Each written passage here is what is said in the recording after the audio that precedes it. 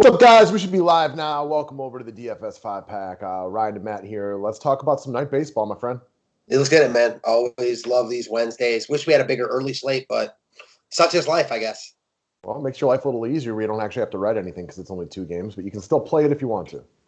Great point. I didn't even think about it, and that's why you're here. All right, guys. Let's talk about our friends over at Drafters, and I want to say that we try to announce the winners on the show the next day. We're trying to get more of you guys to come play with us, but shout out to Brian Spencer, taking down the dub last night. Nice win for him. Coasted to a pretty easy victory by 14 points. So, Spencer, you've been a long-time member of the DFS 5-pack. You are a very, very funny person when on the internet, always with great memes. Appreciate what you do as far as my entertainment purposes go. So nice job on the win last night. We're going to run it back again today. I'd love to get more of you guys into the player pool. We got the same 10 to 15 guys who play every single day, and I'd like to get that bigger. Promo code DFS5pack. Use it or don't use it. Just let me know if you want to get into the player pool. I got a link to a Facebook group below for all of our daily drafters drafts. It's just a snake draft. Yesterday we ran double pitchers, made it real interesting. Yeah, excited to run it back today because clearly I need some redemption after last night's pathetic performance, I guess is the only way to put it.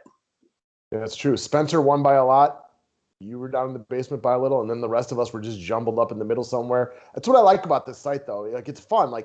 There are days where you just know you're out of it, or you're in a really, really good spot to win. But you got your own players. None of this over cross ownership. Speaking of that, yesterday I was done immediately. I mean, even before any other game started, Marquez gave up 9 runs in the first inning, got pulled. Yeah, that'll do it. That'll do it for sure.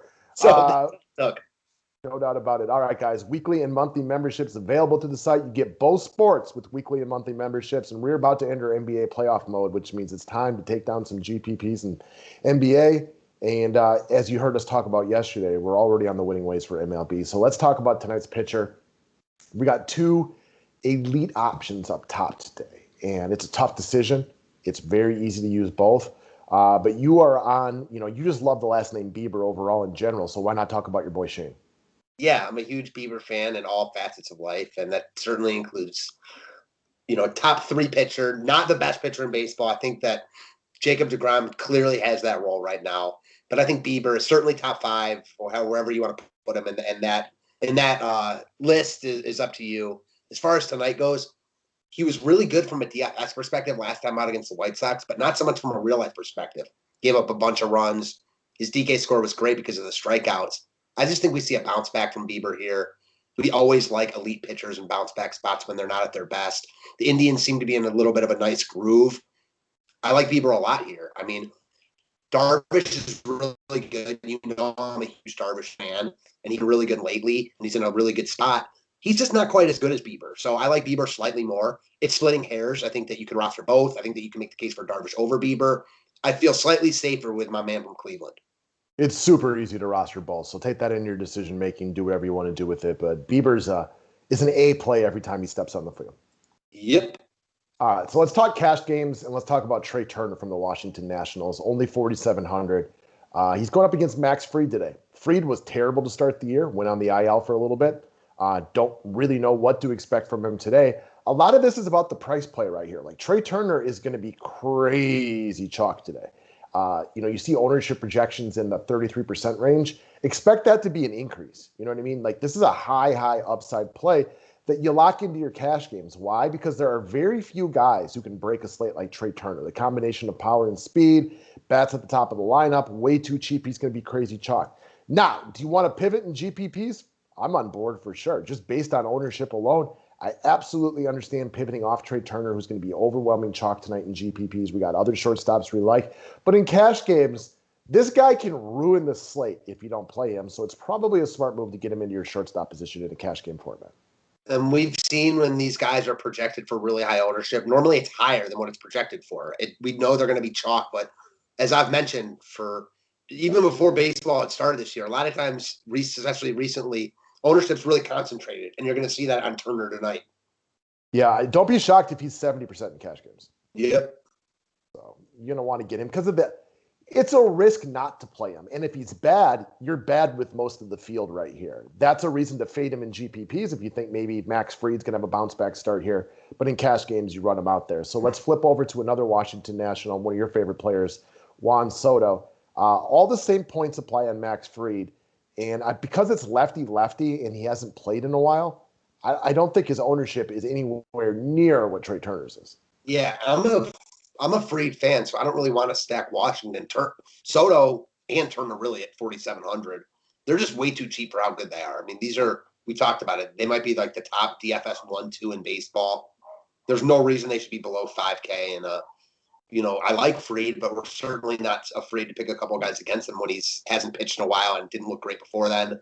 Soto, again, he's about $1,000 too cheap.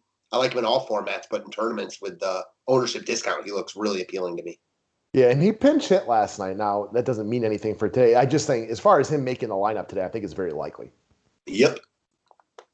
All right, next up, let's talk about JBJ, Jackie Bradley Jr. of my Milwaukee Brewers. Key things here. One, he's only 2,800. You want to play top-tier pitching today? It's a great way to get up there. Two, this is something you love. Late home run last night. Probably good for his confidence. Another thing you love. He's been hitting into a lot of bad luck lately. Doesn't show up in the box score. Doesn't mean he didn't hit the ball hard. Thing I like, he's going up against Chase Anderson, which I think most people would like. Now, Chase Anderson is not maybe quite as bad as the industry makes him out to be, but he ain't good either. So it's definitely a plus matchup.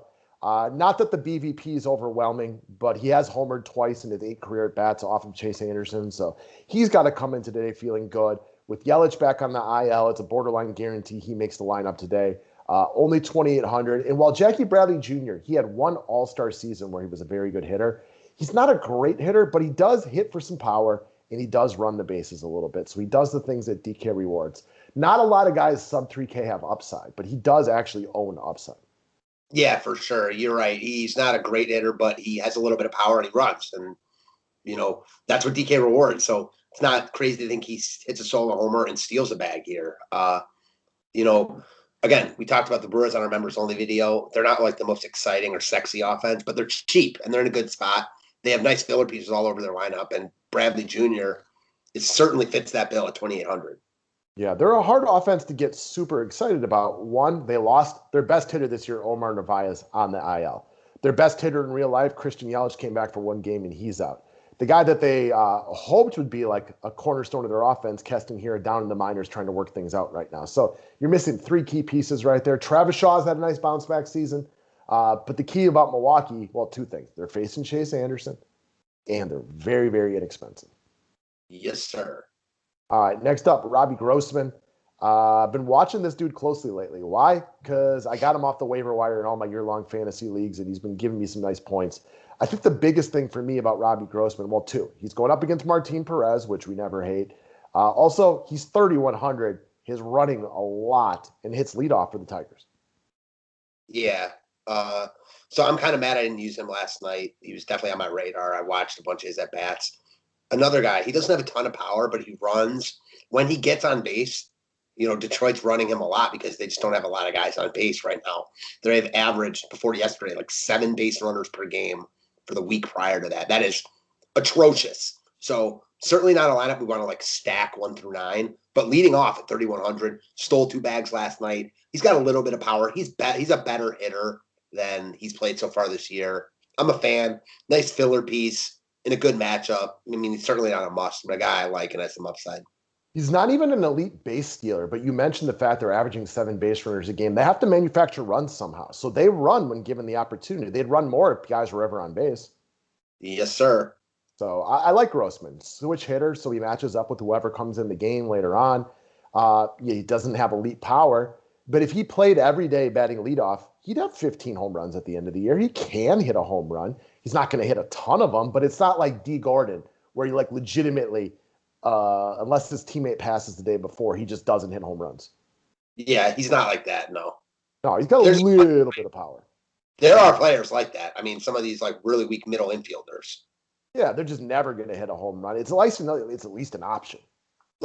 Assuming if he played 162 games this year, Grossman would hit 15 to 20 home runs, in my opinion. Yeah. There's some middle infielders that'll hit 2 or 3. Right, it could be as low as 12, but it could be as high as 25 if he played every day. This guy has not consistently gotten everyday work for most of his career, and maybe playing every day because he'll do that in Detroit because they're awful. Maybe he does develop a little bit more power throughout the season. Tough to say. Yeah, I definitely see him as a guy that, you know, if he plays well, Detroit could potentially deal too. So I think that he's going to be in the leadoff spot as long as he's producing at least a little bit. I agree. He's a guy that could, like, put it this way. If he was on the Brewers right now, he'd be playing a decent amount with all the guys on the IL. Yeah, he would. It's a good call. You know, Billy McKinney has been respectable and put together some quality at bats, but Billy McKinney ain't no starter.